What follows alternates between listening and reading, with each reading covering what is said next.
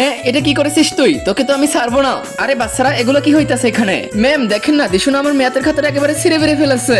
আরে ম্যাম, এটা সত্যি না, ও একদমই মিথ্যে কথা বলতেছে। আমি কেন ওর ম্যাথের খাতা ছিঁড়বো? সিমরান, তোমার এটা কেন মনে হলো যে তোমার খাতা দিশুই ছিঁড়েছে? ম্যাম, কারণ দিশু স্কুলে বসে কেসি দিয়ে আমাকে প্রতিদিন ভয় দেখায়। ম্যাম, ওটা তো বাস আমি মজা করি ওর সাথে। কিন্তু সিমরান, তোমার কাছে তো কোনো প্রমাণই নাই যে তোমার খাতা দিশুই ছিঁড়েছে। প্রমাণ তো আমার কাছে আছেই ম্যাম, এই যে এই বাণী। হ্যাঁ, আমি ওই দিন আমি আমার ম্যাথের খাতাটা দেখতেছিলাম ঠিক তখনই। অনেক বড়াই করতেছিস না, তোকে তো আমি দেখে নেব। দিশু আমাকে এটা বলেছিল ম্যাম, আমার তো কিছু মনেই নেই, আমি সবকিছু ভুলে গেছি। এই ভুলো মনে, এটা হচ্ছে তোমার প্রমাণ। আরে ইয়ার সিমরান বেটা, তুমি একবার তোমার 2 নম্বর খাতাটাও চেক করো। হ্যাঁ হ্যাঁ, দেখতাছি ম্যাম, দেখেন না আমার সবগুলো খাতাকে ছিঁড়ে ফেলেছে। এটা তুই করেছিস, তুই আমাকে দেখি সবসময় জ্বলতি। আমি কেন জ্বলবো? আমার রাইটিং তো তোমার থেকে অনেক সুন্দর।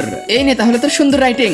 আরে ঝগড়া করো না, আইডিয়া, এখনই একটা ব্যবস্থা করতেছি। এটা হলো জাদুর চেয়ার, এটার উপরে বসে যে মিথ্যে কথা বলবে তার গায়ে কারেন্ট লেগে যাবে। হ্যাঁ হ্যাঁ ঠিক আছে, তো তাহলে এক এক করে আসো তোমরা। ম্যাম, আমি তো কিছুই করি নাই, যাও তুমি। তার আগে তোমার জীবনে যদি এই জায়গাটা একবার হলেও যাওয়ার ইচ্ছে থাকে তাহলে ভিডিওতে একটি লাইক দিয়ে চ্যানেলটিকে সাবস্ক্রাইব করে দাও আর কমেন্ট বক্সে আমিন লিখে যাও। ম্যাম, আমিও সিমরানের খাতা ছিঁড়ি নাই। ঠিক আছে যাও, তুই ছিঁড়েছিস, আমি কিছু করি নাই, তুমিও যাও।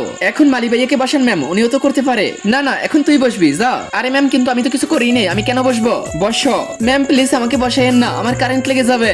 বুঝে গেছি, আমার খাতা তুই ছিঁড়েছিস না।